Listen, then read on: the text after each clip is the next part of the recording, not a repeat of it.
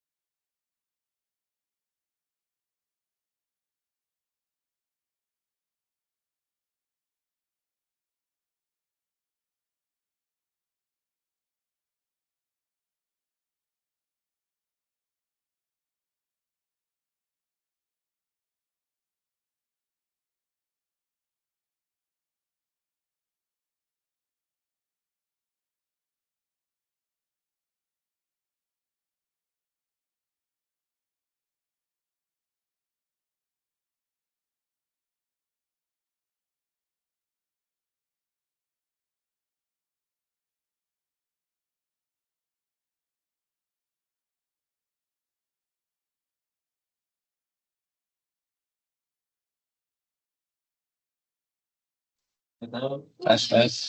Suara aku kedengeran nggak ya teman-teman? Saya di depannya ya. Mendengar Pak. Oke.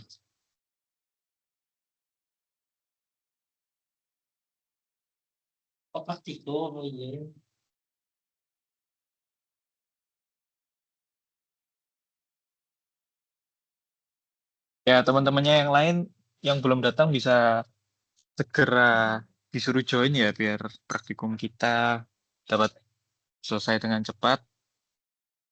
Nah, untuk praktikum apa? Pretestnya nanti kita ganti cara post test. Mungkin nanti aku infokan linknya nyusul ya. Karena ya ada kendala satu dan lain hal. Di sini kita langsung saja mulai praktikum kita untuk acara 5 dan 6. Untuk acara 5 kita akan membahas kesesuaian bentuk penggunaan lahan. Jadi apa sih itu penggunaan lahan? Penggunaan lahan ini adalah pemanfaatan ruang oleh kita manusia yang ditujukan menjadi berbagai hal yang digunakan untuk menunjang aktivitas manusia seperti pertanian, pemukiman untuk tempat tinggal, kebun, hutan, dan lain-lain.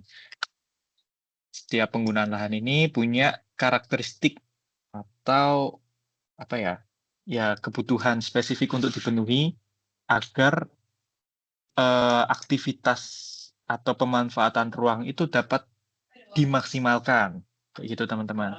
Nah, kalau misalnya itu tidak sesuai, nanti itu dapat memicu terjadinya degradasi, penurunan produktivitas, serta meningkatkan resiko bencana. Ya, bayangin aja ya, misal kalau di Kelerengan dengan apa ciri karakteristik suatu lahan yang ada di pegunungan, teman-teman buat sawah, ya pasti nggak bisa ya kan? Karena sawah itu kan pasti butuh tempat yang datar, landai, dan pasti becek karena dia isinya lumpur gitu, air. Sedangkan kalau di pegunungan itu ya bisa dengan apa buat terasering, cuman itu bisa meningkatkan resiko bencana longsor karena tidak sesuai pada tempatnya dan tidak sesuai dengan karakteristik lahan di tempat itu. Nah, karena itu kita perlu melakukan evaluasi kondisi lahan dengan penggunaan lahan existingnya. Ini dilakukan dengan menilai apakah bentuk pemanfaatan lahan itu sudah selaras enggak dengan fungsi kawasan dan kelas kemampuan lahannya. Seperti itu, teman-teman.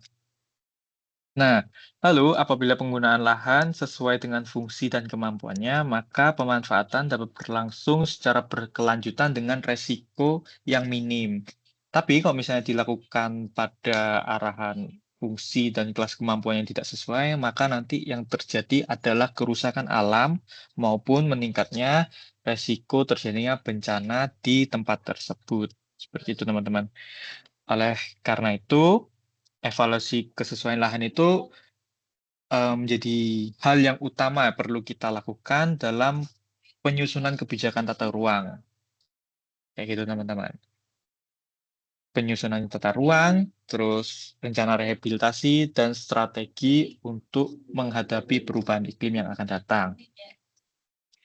Nah, kira-kira seperti ini. Nanti aku akan jelasin ini lebih lanjut pada saat tutor.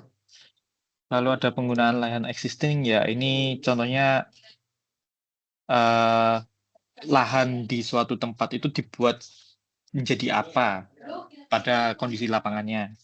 Misal, eh, teman-teman kalau udah tahu arahan fungsi kan di acara sebelumnya, arahan fungsi itu kan membahas terkait kawasan itu dibuat sebagai apa.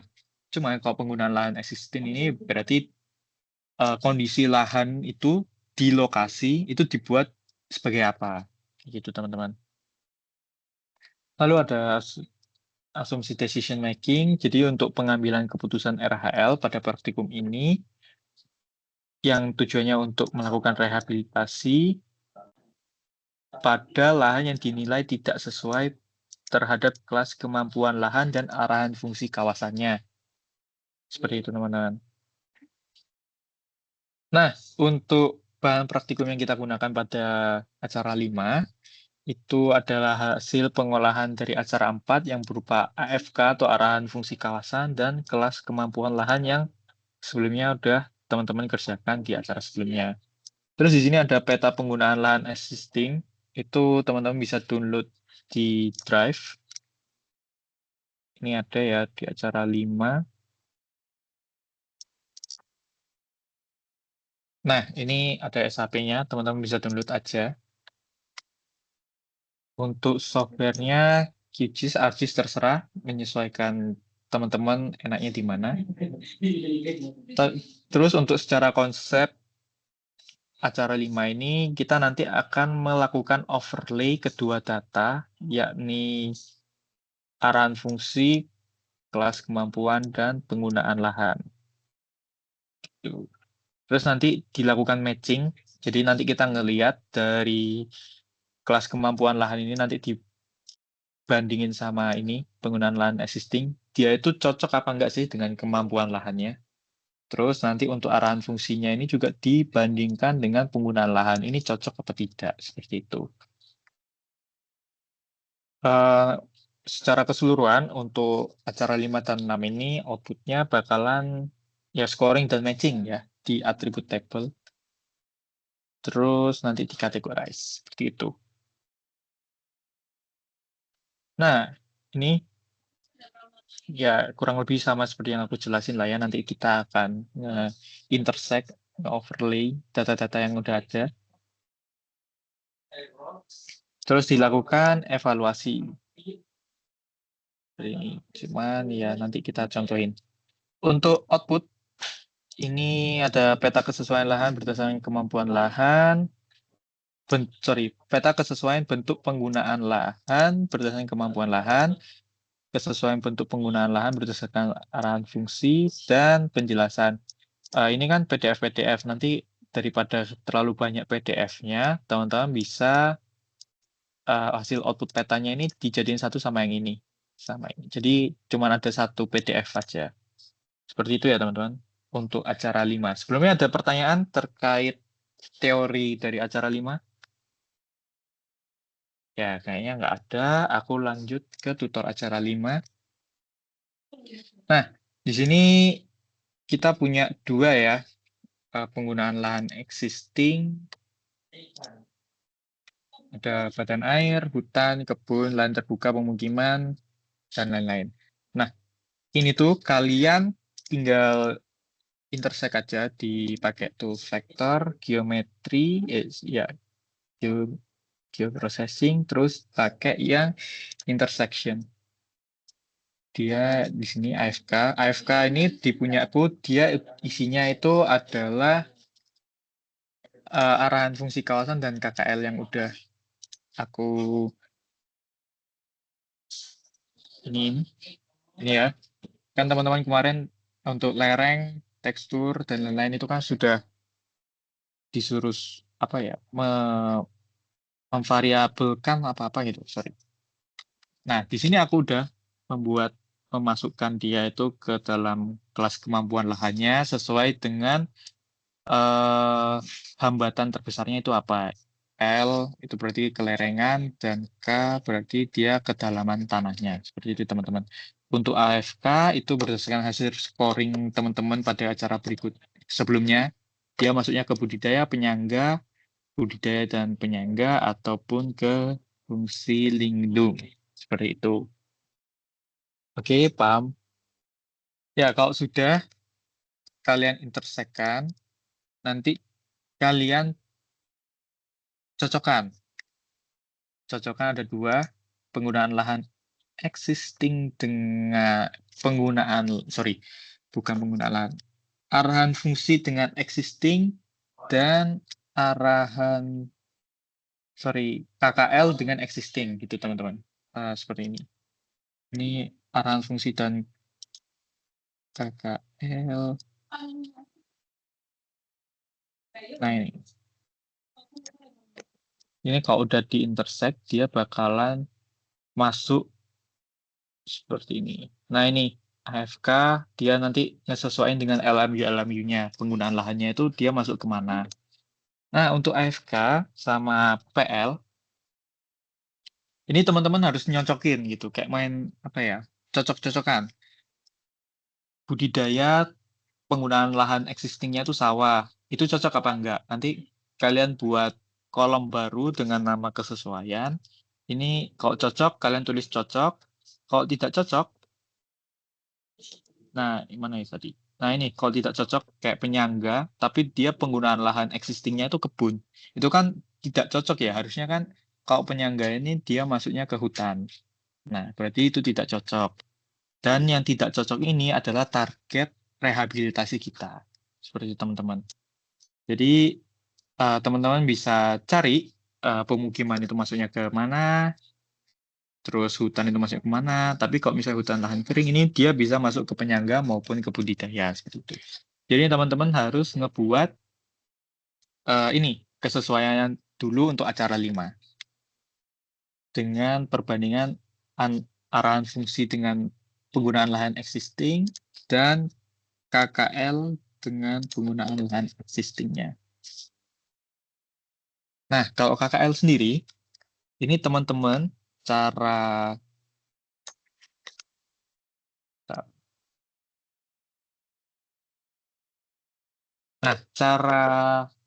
ngecocokinnya itu gimana? Teman-teman buka modul acara 5 yang tadi.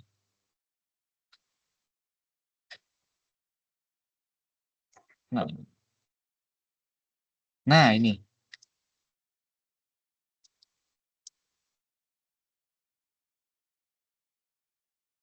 Nah, di sini kan ada kelas kemampuan lahan 1-8 dengan intensitas atau penggunaannya. Ada cagar alam, hutan terbatas, pengembangan terbatas, hingga lahan dengan garapan terbatas, sedang, hingga sampai intensif. Seperti itu, teman-teman. Nah, ini teman-teman lihat KKL-nya itu ada di berapa. Kalau misal 3, dia itu cuma bisa sampai ke garapan sedang. Nah, teman-teman cek lagi nih, untuk penggunaan lahannya itu dia ada di garapan yang seberapa. Kok sawah ini kan, kalau nggak salah, dia panennya per 6 bulan dan tiap bulannya itu pasti ada kayak kegiatan di sawah tersebut, di lahan tersebut itu pasti ada. Berarti ini artinya dia itu di garapan sangat intensif karena lahan tersebut dilakukan pekerjaan secara terus-menerus dengan frekuensi yang tinggi. Terus ada pemukiman. Pemukiman ini kan pasti banyak orang lalu lalang, pokoknya pasti ada aktivitas tinggi lah di sana. Berarti dia itu masuknya ke garapan sangat intensif. Yang mana kalau di kelas KKL 3, dia ini kan tidak ada kolomnya ya. Jadi dia itu tidak memenuhi, kelas KKL 3 ini tidak memenuhi intensitas penggunaan lahan yang sangat intensif gitu. Berarti kalau misalnya kayak gitu berarti tidak cocok. Seperti teman-teman, kayak hutan lahan kering sekunder. Ini dia dengan KKL 3. KKL 3 dengan hutan produksi lah. Hutan lahan kering ini hutan produksi. Berarti dia masih cocok. Nah, cara cocokinnya itu seperti itu, teman-teman. Teman-teman tinggal langsung cocokin aja sampai bawah. Gimana untuk badan air, untuk AFK dan PL, maupun KKL dan PL-nya. Nah, di sini aku kosongin aja ya, karena badan air itu dia sifatnya fleksibel, jadi mau dimanapun dia bisa. Gitu. Karena kita nggak mungkin juga ngubah badan air dijadiin hutan itu nggak mungkin ya. Gitu. Jadi dibiarkan nol aja. Nah, untuk acara 5, kira-kira outputnya seperti itu. Tinggal nanti teman-teman simbologikan aja buat peta sebagai simbologi. Yang diaktifin itu nanti ini. Cocok dan tidak cocoknya. Jadi dia jadi kesesuaian.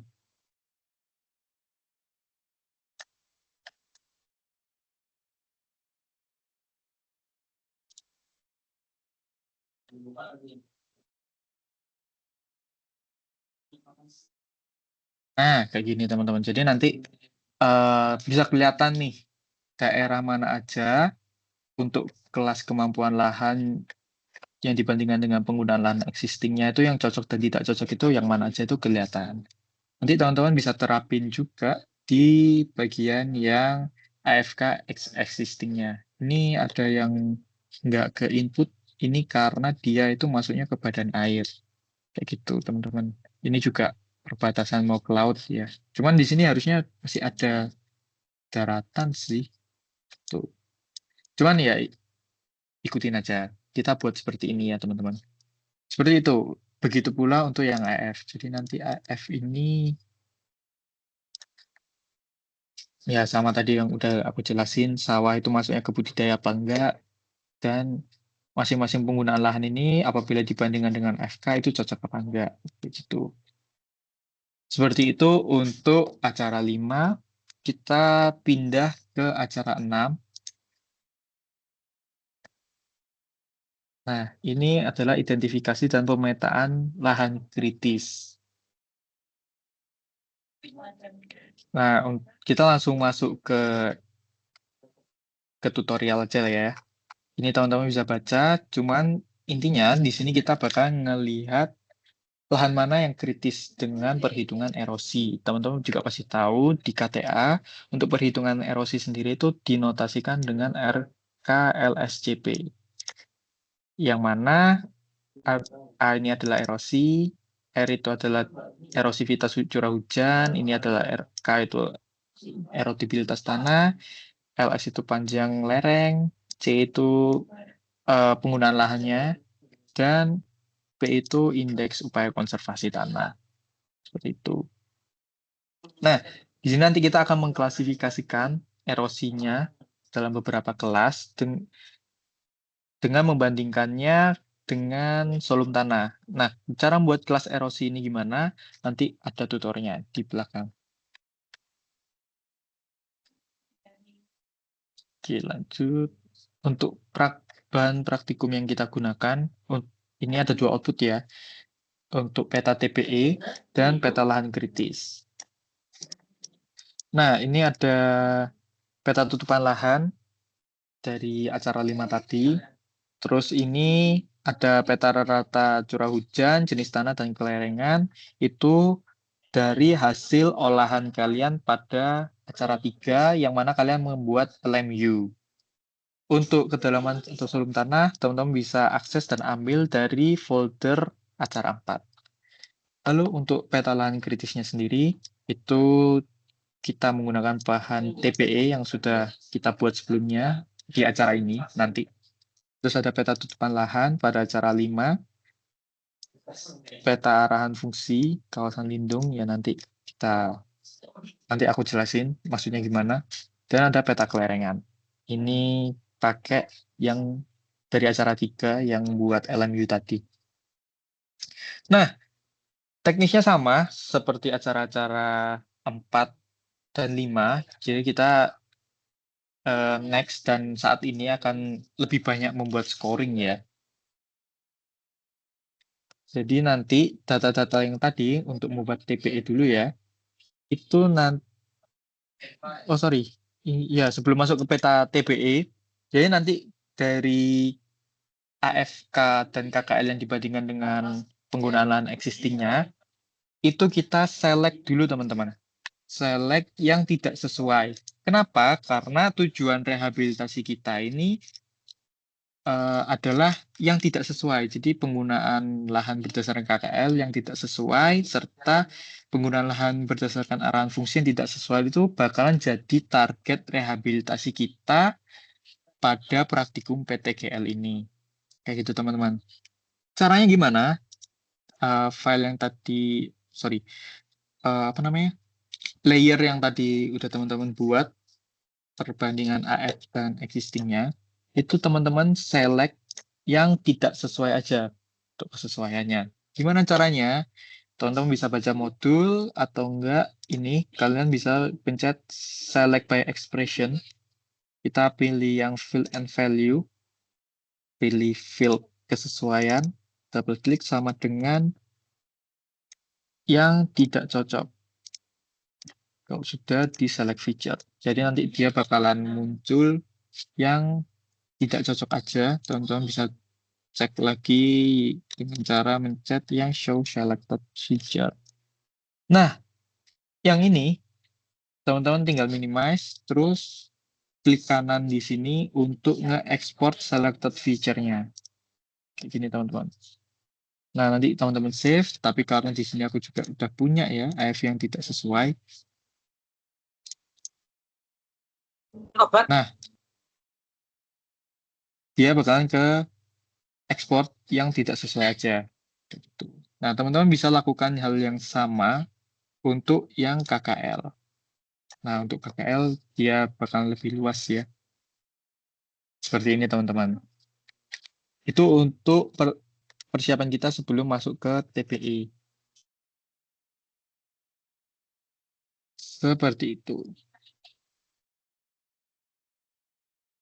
Nah, kalau udah teman-teman pisahkan ya, teman-teman bisa merge dua tadi yang tidak sesuai, baik itu KKL dan arahan fungsi, dengan cara di vektor, merge vector layer. Gitu teman-teman. Di sini, data management, merge vector layer. Nah, ini teman-teman bisa pilih yang tidak sesuai tadi. AF tidak sesuai dan KKL tidak sesuai. Oke, nanti CRS-nya teman-teman bisa atur dan save. Tapi di sini aku sudah melakukan hal itu. Nah, untuk data yang tidak sesuai bakalan seperti ini aja. Nah, kayak gini teman-teman. Ya, ya ini datanya seperti ini untuk yang hasil merge-nya. Nah, setelah itu nanti teman-teman tinggal gabungkan data merge tadi dengan cara intersection dengan data kelerengan, volume tanah, jenis tanah, dan curah hujan. Kayak gitu teman-teman. Teman-teman pakai data yang baru ya, biar nanti nggak kecampur-campur, biar enak lah. Cuman di sini, nah ini, nanti teman-teman gabungkan aja, merge. Terus nanti overlay field yang untuk disimpan, leave field untuk menyimpan, nanti pilih yang legenda. Itu teman-teman. Terus nanti clip dengan AOI-nya atau dengan layer ketidaksesuaian tadi. Seperti itu. Oke. Nanti kalau misalnya datanya terlalu banyak, teman-teman bisa eliminate seperti pada acara 3 yang buat LMU itu. Kita langsung masuk ke cara membuat peta TPE-nya. Nah, tadi kan kita pakai data curah hujan, kedalaman tanah, sama kelerengan. Ya, dengan data KKL. Nah, ini nanti di scoring, teman-teman. Di scoring ini ke dalam untuk volume tanahnya dia ada kelasnya ya. Untuk ke dalam tanah segini dia nanti masuknya ke kelas 1, terus untuk segini dia masuknya ke kelas 3 dan seterusnya. Gitu.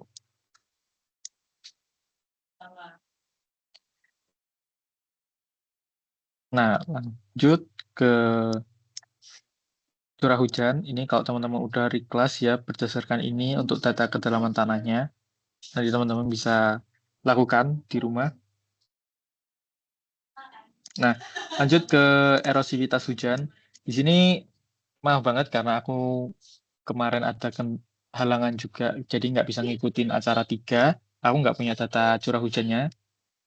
Jadi nanti teman-teman bisa pakai hasil olahan masing-masing ya teman-teman. Itu dia masing-masing LMU-nya di curah hujan berapa. Teman-teman bisa pakai rumus ini. Tapi di sini kita udah sediakan ya perkiraan indeks nilai R-nya. Jadi kalau misalnya di data teman-teman curah hujannya itu ada di rentang segini, berarti nanti nilai R-nya itu segini. Terus kalau misalnya dia di segini, berarti nilai R-nya itu segini. Jadi teman-teman tinggal lihat aja curah hujannya itu ada di angka berapa, dan nanti nilai R-nya itu tinggal teman-teman salin aja buat di atribut tabelnya. Kayak gitu teman-teman. Jadi kalau misalnya teman-teman udah merge semua data lapangan beserta tidak sesuainya ini, nanti kalian buat field baru. Buat field. Nah, di sini buat field pakai integer, dia itu apa ya, score R. Kayak gini teman-teman. Nanti teman-teman buat score R, terus score apa lagi nih? Skor K, skor L, sampai ke yang P. Jadi nanti teman-teman buat scoring RKLSJP. Seperti itu. Gitu teman-teman. Nah, biar nggak repot ya, nanti kan juga harus ada perhitungan untuk mengkalikan semua ininya, RKLSJP untuk mendapatkan klasifikasi erosinya. Sebenarnya teman-teman bisa sih langsung di sini ya, pakai field calculator untuk mengkalikan. Teman-teman bisa pakai itu, jadi nanti tinggal pilih aja skor R kali skor L, SCP, seterusnya. Nanti langsung dapat angkanya. Itu. Tapi kalau misalnya teman-teman merasa hal itu ribet dan pengen melakukannya di Excel, itu boleh-boleh aja teman-teman. Jadi nanti layer yang udah di merge tadi, itu kalian export as XML. Sorry. Nah ini, teman-teman bisa export XML.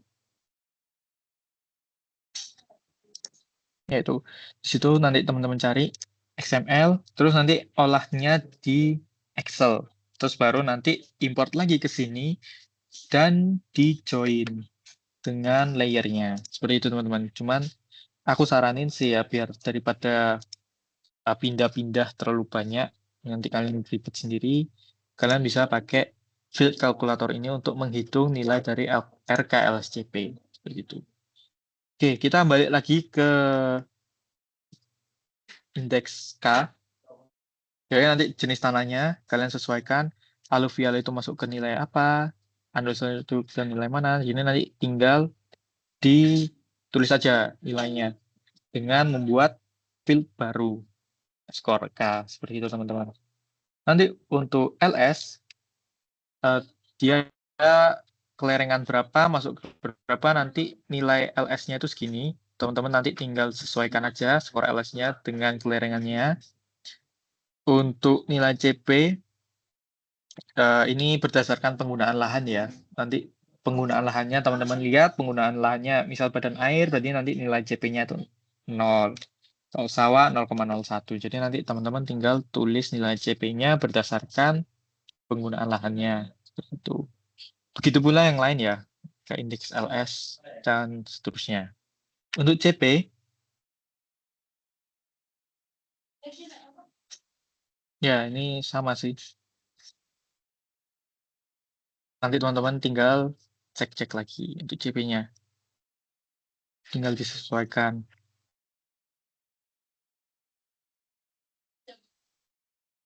Seperti itu teman-teman.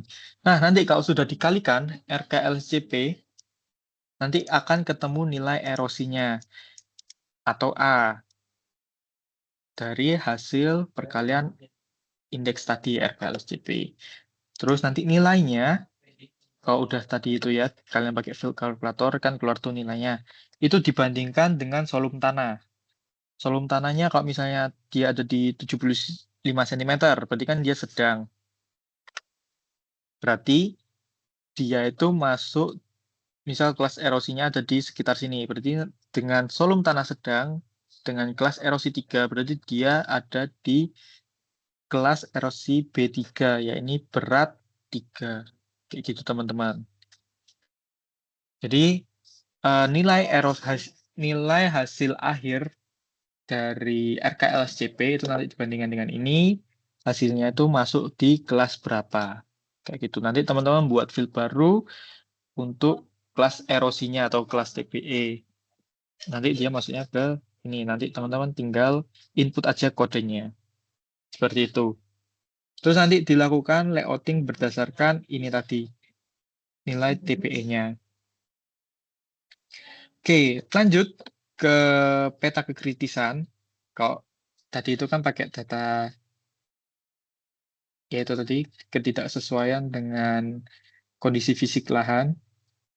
Kalau di sini sama sih, kita pakai scoring.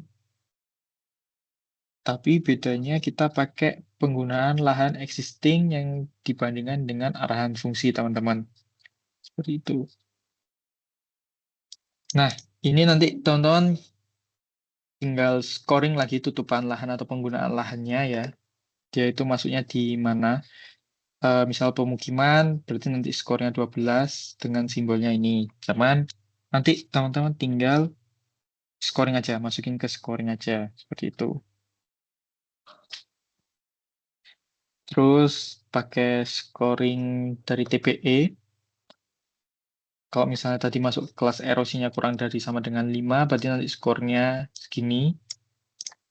Gitu. Dan ini ada kita melakukan reklasifikasi jenis fungsi kawasan hutan berdasarkan tabel berikut. Nah, nanti itu bakalan dibagi menjadi 2, teman-teman. Nah, fungsi kawasan ini itu ada di dalam kawasan hutan ataupun bukan, ataupun tidak. Ini yang di luar ada areal penggunaan lain maupun tubuh air. Cuman, kan kita juga itu ya, masih bias ya untuk ini tuh ada di dalam atau di luar sih. Nah, itu kan ribet. Kita pakainya yang ini aja. Untuk fungsi kawasannya, kawasan lindung. Yang lindung itu masukin di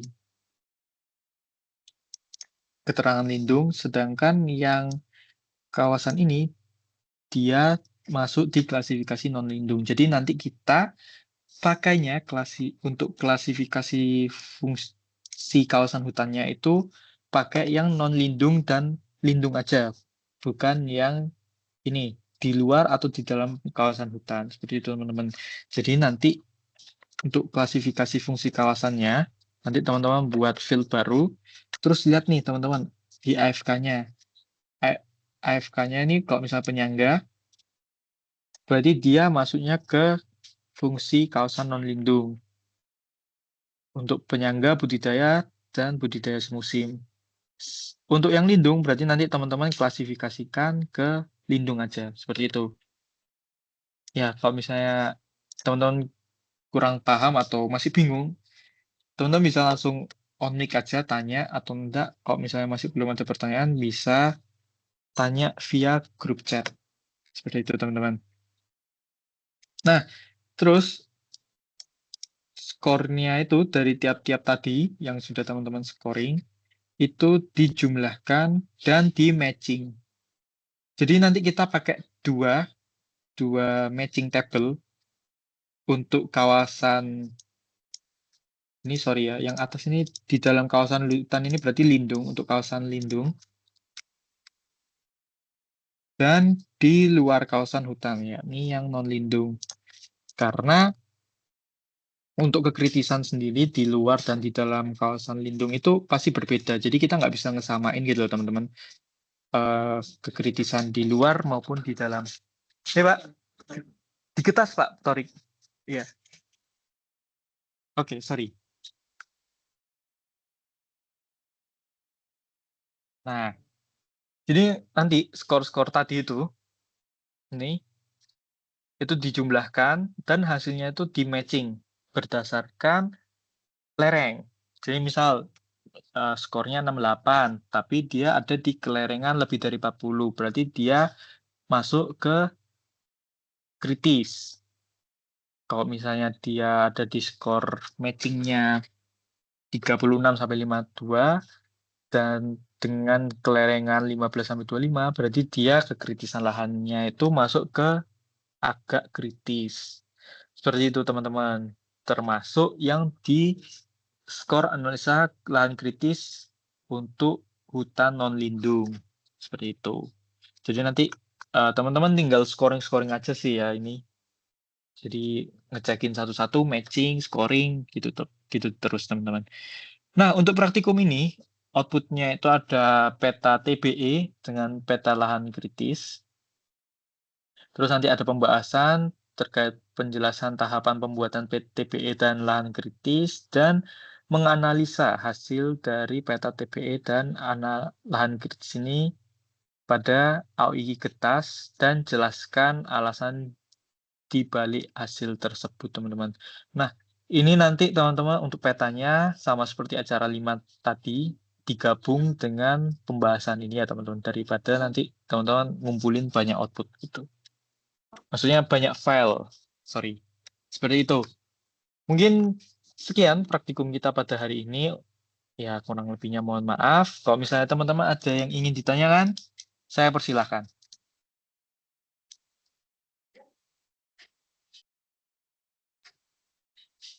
Ya, kayaknya masih pada bingung ngecasem ya.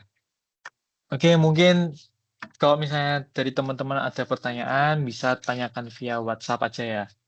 Tuh, untuk pre-test, post-testnya nanti menyusul, aku kirim segera linknya. Kayak gitu. Mungkin kalau misalnya nggak ada pertanyaan, teman-teman bisa lanjut mengerjakan casemnya kalian masing-masing.